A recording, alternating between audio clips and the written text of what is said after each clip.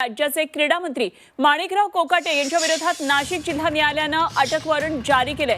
त्यामुळे मंत्री माणिकराव कोकाटे यांना आता कुठल्याही क्षणी अटक होण्याची शक्यता आहे। नाशिक उच्च न्यायालयानं मंगळवारी सदनिका घोटाळा प्रकरणामध्ये माणिकराव कोकाटे यांना कनिष्ठ न्यायालयानं सुनावलेली 2 वर्षांची शिक्षा कायम ठेवली होती आणि यानंतर सदनिका घोटाळा प्रकरणातील याचिकाकर्त्या अंजली दिघोळे राठोड यांनी माणिकराव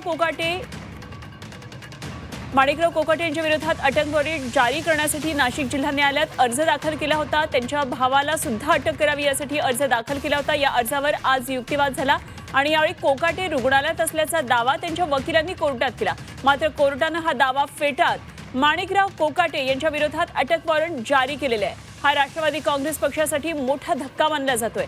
त्यामुळे आता अजित पवार माणिकराव कोकाटे यांना मंत्रिपदाचा राजीनामा द्यायला सांगणार का, याकडे सगळ्यांच्या नजरा लागलेल्या आहेत। माननीय न्यायालयाने अतिशय स्पष्ट आदेश पारित केलेले आहेत। त्यानुसार माणिकराव कोकाटे मंत्री यांच्या विरुद्ध अटकेचे आदेश पारित झालेले आहेत। त्यांनी त्वरित पोलिसांसमोर शरण जावे किंवा पोलिसांनी त्यांना अटक करावी असे न्यायालयीन आदेश पारित झालेले आहेत। कलम 418 CRPC अन्वये मेहरबान कोर्टाने उचित कारवाई पूर्ण केलेली आहे। असं म्हणण्यात आलं की कोकाटे साहेब रुग्णालयात दाखल आहेत, परंतु हे सबमिशन करताना कोणताही कागदोपत्री पुरावा देण्यात आला नाही आणि त्याच वेळेस न्यायालयाच्या निर्देशनास पोलीस पब्लिक प्रॉसिक्युटर यांनी लक्षात आणून दिलं की कॅबिनेट मीटिंग झालेली आहे, त्यात कोकाटे साहेब होते, नगरपालिकांच्या रॅलीमध्ये होते आणि आता मंत्रालयात आहेत, मुंबईत आहेत। त्यामुळे तब्येत खराब असण्याची जी लंगडी सबब आहे ती न्यायालयाने अमान्य केलेली आहे आणि शेवटी कायद्याची प्रक्रिया पार पडलेली आहे। पुढची प्रक्रिया काय असणार? पुढची प्रक्रिया अटक आणि सरकारवाडा पोलीस स्टेशनने अटक करणे आणि कारागृहात रवानगी करणे ही कायद्याची प्रक्रिया आहे। हो, आता लोकप्रतिनिधी कायद्या अन्वये 2 वर्षांची शिक्षा जर झाली असेल तर त्वरित आमदारकी रद्द होते। त्यानुसार आमदारकी रद्द होणे आणि नैतिकतेच्या मुद्द्यावर मंत्रिपदाचा राजीनामा देणे हे क्रमप्राप्त आहे।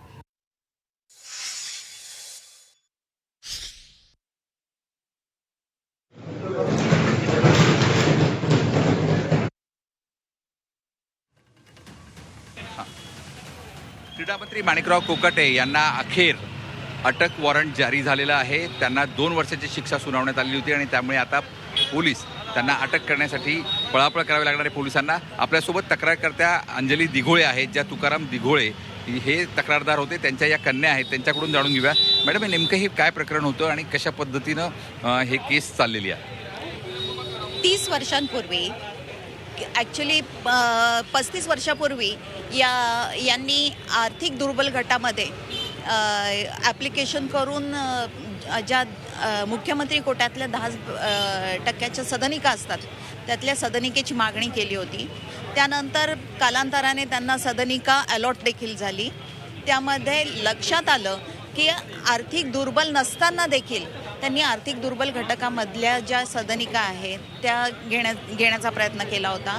त्यामध्ये त्यांच्याबरोबर त्यांच्या बंधूंच्या नावाने देखील त्यांनी सदनिका घेतलेली आहे आणि आणखीनही 2 सदनिका या दुसऱ्या 2 डमी नावांनी घेतल्या होत्या, पण ते दुसरी नावं असल्यामुळे केस ही या 2 बंधूंच्या विरोधात चालली आणि यामध्ये जवळजवळ 30 वर्षांनंतर हा न्याय झाला होता।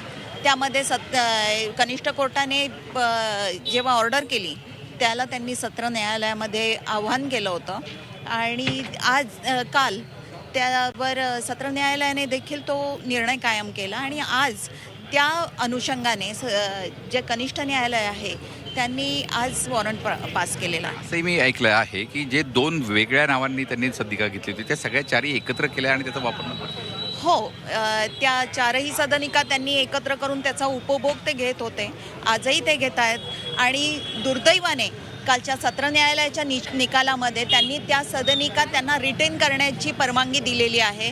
त्याबद्दल आम्ही हायकोर्टात दाद मागणार आहोत. याबद्दलची जी काही होती म्हणजे आर्थिक उत्पन्नाच्या आधारावर या याच्यामध्ये कॉन्ट्रोवर्सी दिसून आली म्हणून त्यांना आता ही शिक्षा झालेली आहे. पण मात्र इतर ठिकाणी सुद्धा गैरवापर त्यांनी केलेला म्हणजे खरं तर ह्या विकता येत नाही, विकत घेता येत नाही, लगेच विकता येत नाही. यात आपल्याला काय वाटतं? याबद्दल आता सर्वप्रथम त्यांनी हा जो त्यांना रिटर्न करण्याचं परवानगी दिली आहे त्याबद्दल आधी आम्ही हायकोर्टात जाऊ आणि नंतर बाकीचे इश्यूज.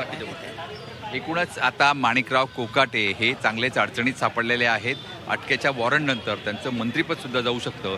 मात्र एकूणच या संपूर्ण खेळीमध्ये राष्ट्रवादी अजित पवार पक्ष हाच यामध्ये अडचणीत आलेला आहे. पुढे जाणारे सोनू भिडेचं, योगेश करे, झी मीडिया, नाशिक.